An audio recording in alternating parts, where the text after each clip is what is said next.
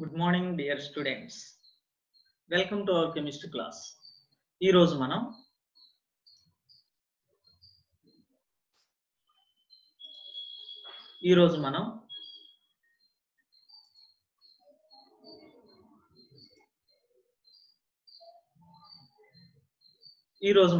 F black మూలకాలు అనేటువంటి పాఠం యొక్క మొదటి భాగం గురించి మనం నేర్చుకున్నాం. ఇది మనకి రెండో యూనిట్ లో ఉన్నటువంటి రెండో పాఠం. మొదటి భాగాన్ని ఈ రోజు మనం నేర్చుకుందాం. ముందుగా ఎఫ్ బ్లాక్ మూలకాలు అంటే ఏంటి? The elements in which the differentiating electron enter into the f orbitals are called as f block elements. ఏ మూలకాలలోనైతే ఆవర్తన పట్టికలో ఇప్పటి వరకు మనం సుమారుగా 116కు పైగా మూలకాలను మనం కనుక్కొనడం ఆవిష్కరించడం జరిగింది. ఏ మూలకాలలోనైతే ది డిఫరెన్షియేటింగ్ ఎలక్ట్రాన్ అంటే భేదాత్మక ఎలక్ట్రాన్ లేదా కొత్తగా చేరేటువంటి ఎలక్ట్రాన్ ఎఫ్ ఆర్బిటాళ్లలోకి లేదా ఎఫ్ ఉపస్థాయిలోకి ప్రవేశిస్తుందో అటువంటి మూలకాలనే ఎఫ్ బ్లాక్ మూలకాలు అని పిలుస్తారు. ఇది ఇంతకుముందు డెఫినేషన్ మనకు తెలుసు. ఎస్ ఆర్బిటాల్లోకి వెళ్తే ఎస్ బ్లాక్ మూలకాలు, పి ఆర్బిటాల్లోకి వెళ్తే పి బ్లాక్ మూలకాలు, ఎఫ్ ఆర్బిటాల్లోకి వెళ్తే ఎఫ్ బ్లాక్ మూలకాలు. ఫర్ ఎగ్జాంపుల్ మనం తీసుకున్నాం హైడ్రోజన్ 1s1. హైడ్రోజన్ లో ఎలక్ట్రాన్ ఎందులోకి వెళ్ళింది? ఎస్ ఆర్బిటాల్లోకి వెళ్ళింది కాబట్టి ఎస్ బ్లాక్ మూలకం.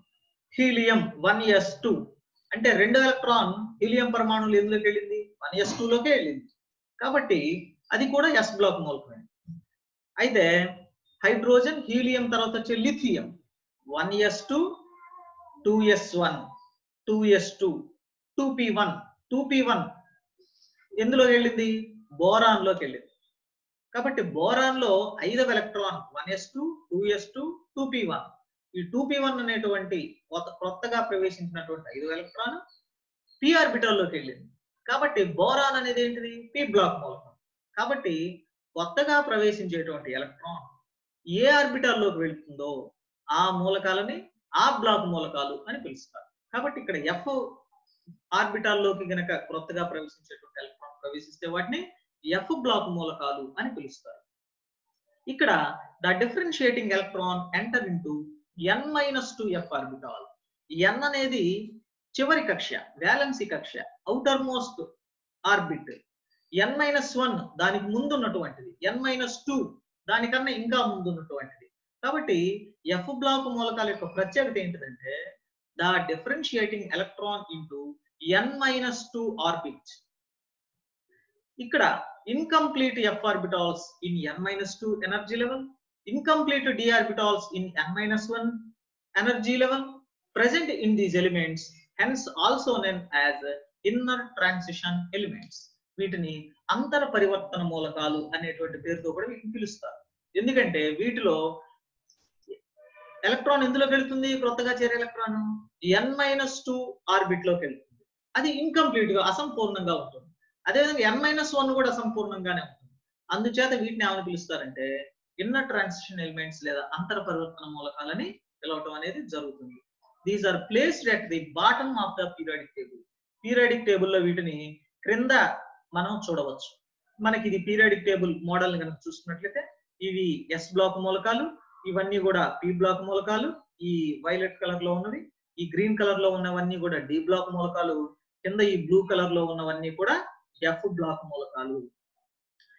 సో వీటికి same chemical and physical properties ఉంటాయి. ఇవి మొత్తం 2 శ్రేణులుగా ఉంటాయి. దీనిని 4f శ్రేణి అంటారు, సీరియం నుంచి లుటీషియం వరకు. అలాగే థోరియం నుంచి లారెన్షియం వరకు ఉన్నటువంటి ఈ శ్రేణుల్ని 4f శ్రేణి 5f శ్రేణి అని పిలుస్తారు. వీటిని ఒక్కొక్క శ్రేణిలో 14 మూలకాలని మనం చూడవచ్చు. కాబట్టి ఇది మొత్తం కూడా సీరియం నుంచి లుటీషియం వరకు 14 మూలకాలు, థోరియం నుంచి లారెన్షియం వరకు ఉన్నటువంటి మూలకాలు 5f శ్రేణి మూలకాలు అని పిలుస్తారు వీటిని. ఇవి రెండు కూడా ఎఫ్ బ్లాక్ మూలకాలని మనం ఆవర్తన పట్టికలో ఈ విధంగా మనం గమనించవచ్చు. ఇప్పుడు ఓన్లీ ఎఫ్ బ్లాక్ మూలకాలని మనం ఈ పాఠంలో మనం చదువుతాం. ఇందులో ముందుగా లాంథనం, ఈ మూలకాలన్నీ కూడా లాంథనాన్ని పోలి ఉంటాయి. అందుచేత వీటిని లాంథనైడ్లు అని పిలుస్తారు. ఈ థోరియం నుంచి లారెన్షియం వరకు ఉన్నటువంటి ఈ 14 మూలకాలు యాక్టీనియాన్ని పోలి ఉంటాయి ధర్మాలలో. అందుచేత వీటిని యాక్టినైడ్లు అని పిలుస్తారు. వీటి యొక్క సాధారణ ఎలక్ట్రాన్ విన్యాసం n-2f1-14, n-1d 0-1, ns2. This is the general electronic configuration of these f block elements. ఇందులో మీకు చెప్పాను, సీరియం నుంచి లుటీషియం వరకు ఉన్నటువంటి ఈ 14 మూలకాలలో క్రొత్తగా చేరే ఎలక్ట్రాన్ 4f ఆర్బిటాల్లోకి వెళ్తుంది. అందుచేత వీటిని 4f శ్రేణి మూలకాలు అని పిలుస్తారు. థోరియం నుంచి లారెన్షియం వరకు ఉన్నటువంటి ఈ 14 మూలకాలలో భేదాత్మక electron, the differentiating electron enters into 5f orbital.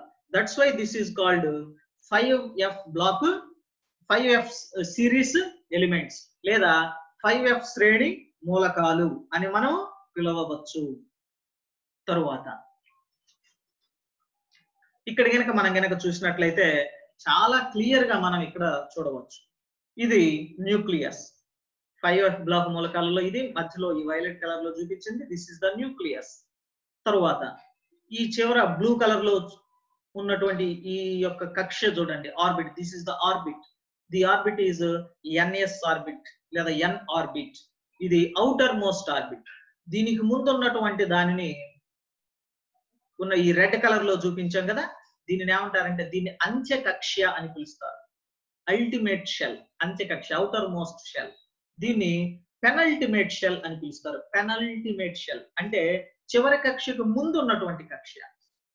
అదే విధంగా దీనికన్నా ఇంకా ముందున్న ఈ గ్రీన్ కలర్ లో ఉన్నటువంటి ఈ కక్షను ఏమని పిలుస్తారంటే ప్రీ పెనల్టిమేట్ షెల్ అని పిలుస్తారు, ఈ గ్రీన్ కలర్ లో ఉన్నటువంటిది. కాబట్టి ఇప్పుడు ఎఫ్ బ్లాక్ మూలకాలలో ఉన్నటువంటి విశేషం ఏమిటంటే the differentiating electron enters into this pre penultimate shell. దీన్ని n-2, this is n, this is n-1, this is n-2. ఈ n-2 షెల్ లోకి కొత్తగా చేరేటువంటి ఎలక్ట్రాన్ ప్రవేశిస్తుంది అన్న విషయాన్ని మనం ఇక్కడ స్పష్టంగా తెలుసుకోవాలి. కాబట్టి 4f శ్రేణి మూలకాలలో ఇది ఈ యొక్క గ్రీన్ కలర్ లో చూపించింది 4f శ్రేణి మూలకాలలో n-2 కక్ష అవుతుంది. అదే విధంగా 5f శ్రేణి మూలకాలలో ఇది 5f, ఇందులో 5f ఉంటుంది, ఈ ఆర్బిట్ లోనే 5f ఉంటుంది. ఇప్పుడు మనం ఈ భాగంలో మనం ల్యాంథనైడ్స్ గురించి తెలుసుకున్నాం. ల్యాంథనైడ్స్ 6th పీరియడ్ కి చెందినటువంటి 6th, మనకి ఆవర్తన పట్టికలని కొన్ని 18 గ్రూపులు గాను 7 పీరియడ్లు గాను విభజించారని మనం ఇంతకుముందు క్లాసులో తెలుసుకున్నాం. ల్యాంథనైడ్లు 6వ పీరియడ్ కు చెందినటువంటి మూలకాలు. The differentiating electron enter into 4f orbital. Many physical and chemical properties are similar to lanthanum. Lanthanum అనేటువంటి పరమాణు సంఖ్య 57 లాంథనం మూలకాన్ని పోలి ఉంటాయి. కాబట్టి ఈ యొక్క మూలకాలన్నింటి యొక్క భౌతిక రసాయన ధర్మాలు లాంథనాన్ని పోలి ఉంటాయి కాబట్టి వీటిని లాంథనైడ్స్ అని పిలుస్తారు. అదే విధంగా అంతర పరివర్తన మూలకాలలో ఇది ప్రథమ శ్రేణి మూలకాలు, అంటే first series of inner transition elements. ఈ మూలకాల యొక్క సాధారణ ఎలక్ట్రాన్ విన్యాసం 4f 1-10, 5d 0-1, 6s2. The differentiating electron in 5d in lanthanum. So లాంథనంలో లాంథనము మనకి డి బ్లాక్ లో వస్తుంది, పరివర్తన మూలకాలలో వస్తుంది. సో ద డిఫరెన్షియేటింగ్ ఎలక్ట్రాన్ అంటే 57వ ఎలక్ట్రాన్, జాగ్రత్తగా వినాలి, 57వ ఎలక్ట్రాన్ ఎందులోకి వెళ్తుంది, 5d లోకి వెళ్తుంది లాంథనంలో. 58వ ఎలక్ట్రాన్, సీరియం యొక్క పరమాణు సంఖ్య 58, అంటే సీరియంలో కొత్తగా చేరే ఎలక్ట్రాన్ ఏంటిది, దాని సంఖ్య 58. ఆ 58వ ఎలక్ట్రాన్ ఎందులోకి వెళ్తుంది, 5d లోకి వెళ్ళదు, ఇంకా ఎందులోకి వెళ్తుంది, 4f లోకి వెళ్తుంది. దానికి ముందు ఉన్నటువంటి కక్షలో ఉన్నటువంటి 4వ కక్షలో ఉన్నటువంటి 4f ఆర్బిటాల్ లోకి వెళ్తుంది. 5d లోకి వెళ్లకుండా 4f లోకి ఎందుకు వెళ్ళింది, మనకి ఇంతకు ముందు మన ఆఫ్ బౌ నియమం అని, అదే విధంగా పౌలివర్జన్ నియమం అని, కుండ్ నియమం అని మనం చదువుకున్నాం. అందులో ఆఫ్ బౌ నియమం ఏం చెప్తుంది, ఒక ఎలక్ట్రాన్ ఎప్పుడు కూడా తక్కువ శక్తి ఉన్నటువంటి ఆర్బిటాల్ లోకి ముందుగా చేరుతుంది. కాబట్టి as 4f is less energetic than 5d, the differentiating electron enter into 4f orbital in the 4th shell. So these are the lanthanide elements. వీటి యొక్క ఎలక్ట్రానిక్ విన్యాసాలను మనం ఇప్పుడు చూద్దాం. Electronic configuration based on aufbau principle. ఇంతకుముందు మనం చెప్పుకుంది, ఏ ఆర్బిటాల్లోకి అయితే తక్కువ శక్తి ఉంటుందో ముందుగా ఆ ఆర్బిటాల్లోకి ఎలక్ట్రాన్ ప్రవేశించడం అనేది జరుగుతుంది.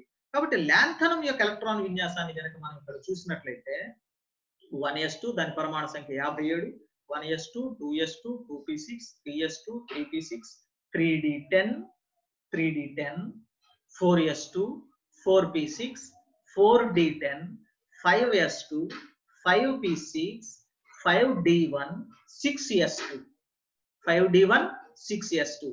ఇది లాంథనం యొక్క ఎలక్ట్రాన్ విన్యాసం. ఇందులో గనక మనం బాగా గమనించినట్లయితే 5p6 వరకు కూడా ఉన్నటువంటి ఎలక్ట్రాన్ విన్యాసం జీనాన్ ఎలక్ట్రాన్ విన్యాసం.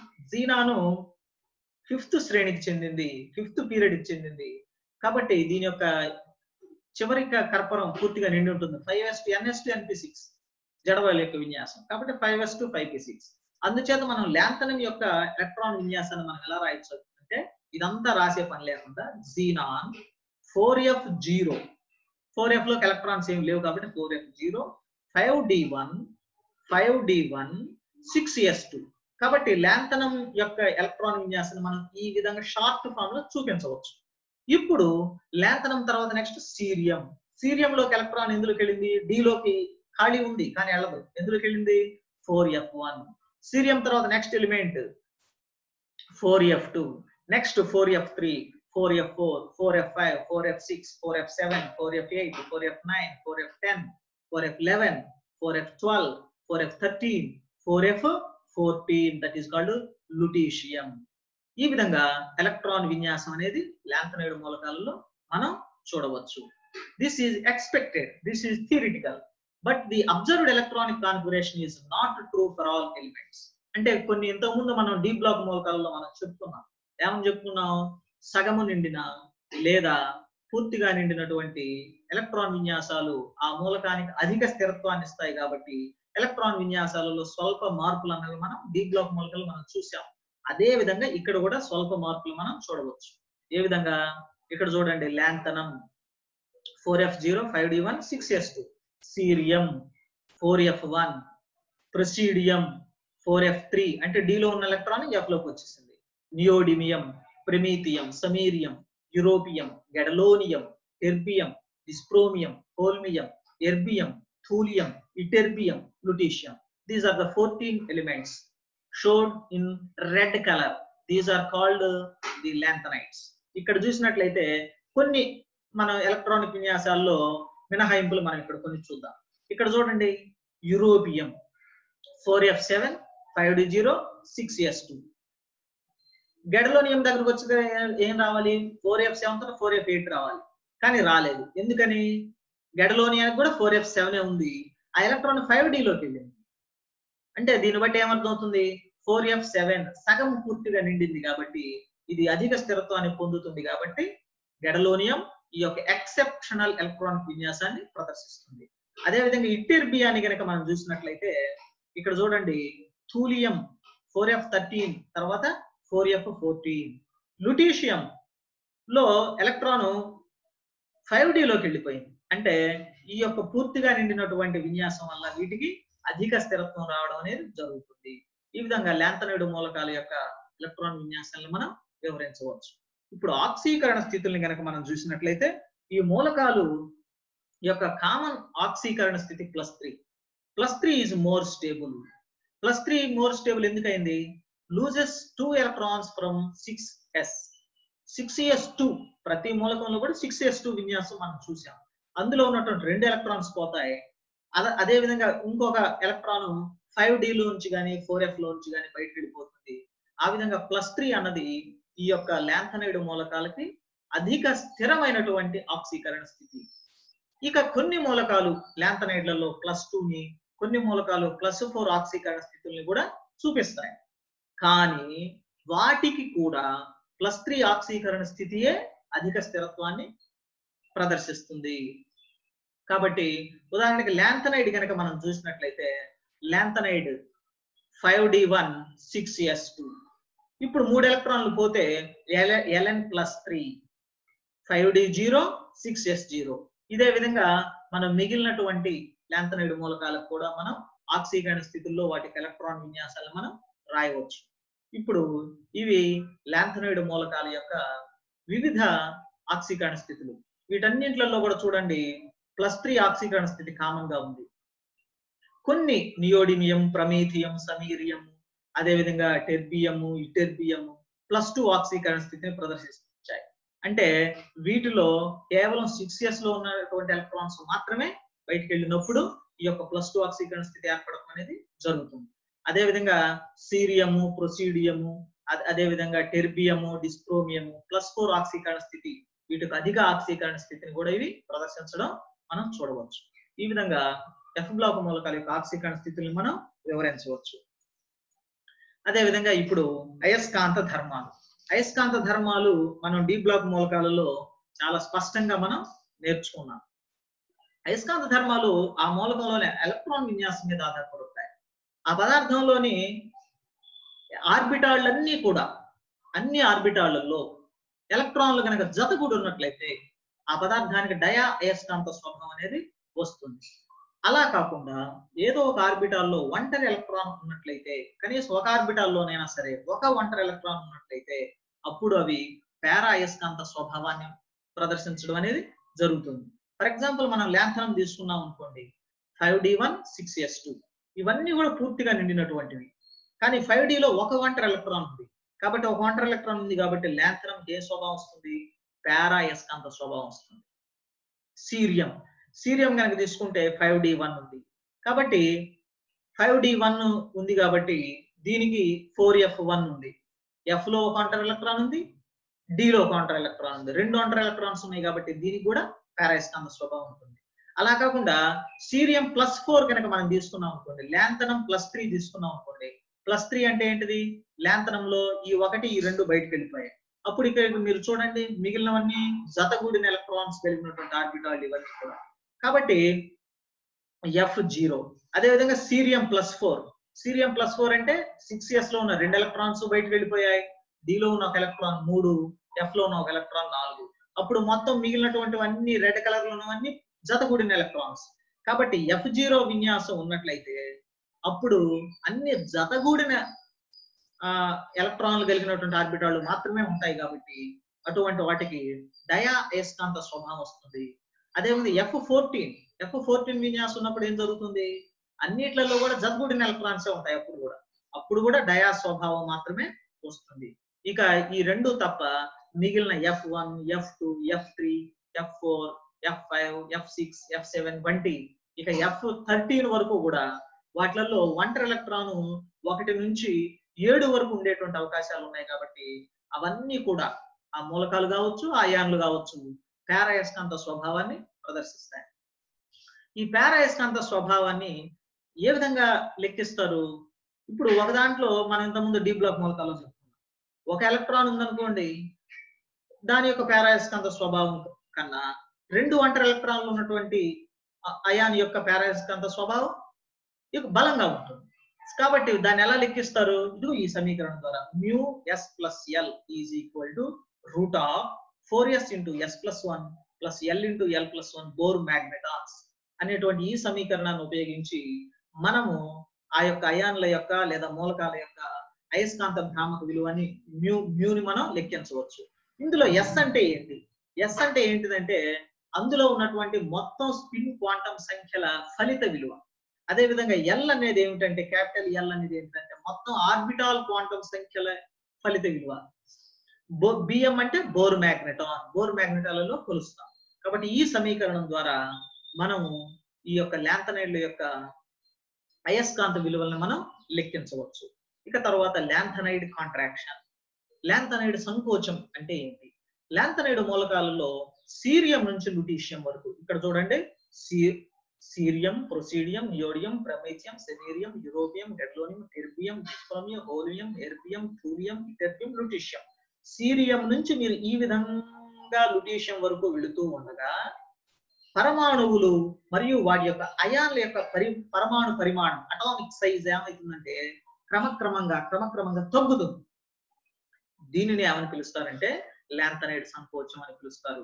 So the gradual decrease in atomic or ionic size of lanthanides from cerium to lutetium with increase in atomic number is called lanthanide contraction. ఎందుకని లాంథనైడ్ కాంట్రాక్షన్, లాంథనైడ్ సంకోచం ఎందుకు జరుగుతుంది? Lanthanide సంకోచానికి గల కారణం ఏమిటంటే, అంటే ఒకసారి మళ్ళీ సీరియం కన్నా ప్రొసీడియం యొక్క అటామిక్ సైజ్ తక్కువ, ప్రొసీడియం కన్నా నియోడియం ఇంకా తక్కువ, నియోడియం కన్నా ప్రమీథియం ఇంకా తక్కువ, అంటే అన్నిటికన్నా అతి తక్కువ ఉన్నది ఏంటిది? లుటీషియం. కాబట్టి ఈ యొక్క సంకోచానికి కారణం ఏమిటి? మూలకాలలో పరమాణు సంఖ్య పెరిగే కొద్దీ కేంద్రక మీద ధనావేశం పెరుగుతుంది. కేంద్రక మీద ధనావేశం ఎందుకు పెరుగుతుంది? పరమాణు సంఖ్య అంటే ఏంటి? ప్రోటాన్ల సంఖ్య పరమాణు సంఖ్య. ప్రోటాన్లు ఎక్కడ ఉంటాయి? కేంద్రకంలో ఉంటాయి. అంటే ప్రోటాన్ల సంఖ్య పెరుగుతూ ఉంటే ఆటోమేటిక్ గా ధనావేశం కూడా పెరుగుతూ ఉంటుంది. కానీ ఈ యొక్క లాంథనైడ్ మూలకాలలో భేదపరుచ ఎలక్ట్రాన్ ఎందులోకి ప్రవేశిస్తుందని చెప్పుకున్నాం మనం? n-2 కక్షలోకి ప్రవేశిస్తుంది. ఇది n కక్షలోకి ప్రవేశించదు.